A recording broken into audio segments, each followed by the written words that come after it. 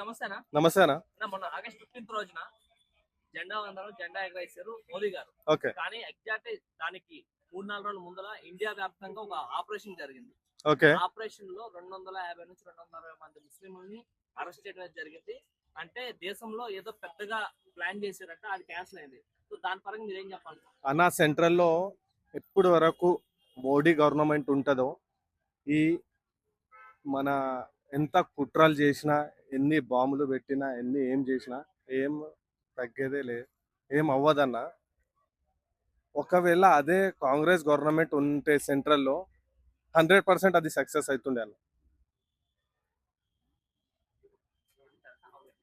అంటే ఈ ఎవరైతే 250 మంది ఉన్నారో అందులో హైదరాబాద్ నుంచి 2 ఉన్నారు. ఓకే. అట్లానే పక్క స్టేట్లలో ఇద్దరు ముగ్గురు ఉన్నారు. అట్లా యూపీలో 62 మంది, హర్యానాలో ఒక 50 మంది, ఇట్లా చాలా మంది దొరికారు. అంటే వీళ్ళందరూ ఇన్ఫ్లుయెన్స్ చేసింది పాకిస్తాన్ నుంచి షేజాద్ అని చెప్పేసి ఒక ఇన్ఫ్లుయెన్సర్, పాకిస్తాన్ ఇన్ఫ్లుయెన్సర్. ఆయన ఇది ప్లాన్ చేశాక రాష్ట్ర ఏదో పెద్ద చేయాలనుకున్నారు, కానీ చేయలేకపోయారు. అన్న సెంట్రల్లో మోడీ గవర్నమెంట్ ఉన్నంత వరకు ఎవరు ఏం చేయలేరు అన్న. నేను చెప్పేది ఒకటే.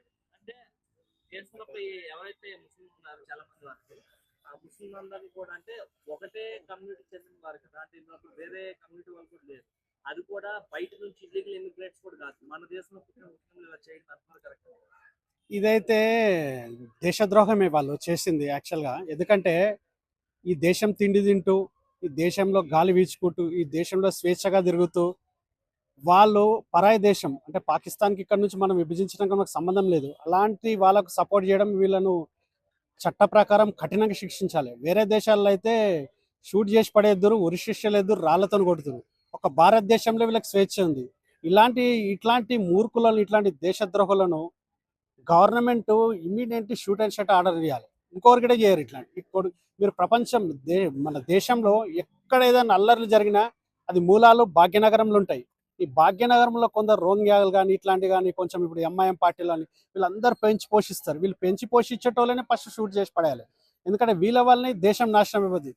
అది దేశం అంతా ఇప్పుడు ఏఐ టెక్నాలజీలో ఫాస్ట్ గ్రోతింగ్ అయిపోతుంది, మంచి ఎకనామిక్ వస్తుంది, మంచి అప్పటికి నీకు లాస్ట్ 10-15 సంవత్సరాల నుంచి చూసుకుంటే ఇప్పటికి ఎంత గ్రోత్ అయినా కాంపిటీషన్ వాళ్ళు. ఇప్పుడు పాకిస్తాన్ చూడు, బిచ్చం ఎత్తుకుంటుంది, అడుక్కుంటుంది, తిండి లేక చచ్చిపోతున్నారు. అట్లాంటి స్థితిలో వాళ్ళకి పని ఏంటంటే ఎప్పుడు చూడు భారతదేశం మీద ఏదో ఒకటి చేయాలి, ఆడ గెలవాలి, ఆడ రాజకీయం చేయాలి, వాళ్ళ బతుకంతే. మీరు ఇప్పటి వరకు చూసిన మ్యాక్సిమం పాకిస్తాన్ ప్రధానమంత్రులు కానీ రాష్ట్రపతి చేసిన వాళ్ళంతా చిప్పకూడదు తింటారు. ఆ కర్మ అంతా ఎవరిది? భారతదేశం మీద అన్నెసరిగా కావలసుకొని వాంటెడ్లీ వాళ్ళు ఏదో కొద్ది రోజులు బతకడానికి గురించి, ఇప్పుడు రాజకీయ పొట్టకూటి గురించి, డబ్బుల గురించి ఇండియా మీద ఏదో చేసి ఇప్పుడు ఏరున్నారు అందరు. ఇప్పుడు చూడు ఆడు క్రికెటర్ ఉండే ఇమ్రాన్ ఖాన్, వాళ్ళందరికీ ఇప్పుడు ఏమైంది పరిస్థితి? జైళ్ళల్లో సావు బతుకులలో బతుకుతుండ్రు.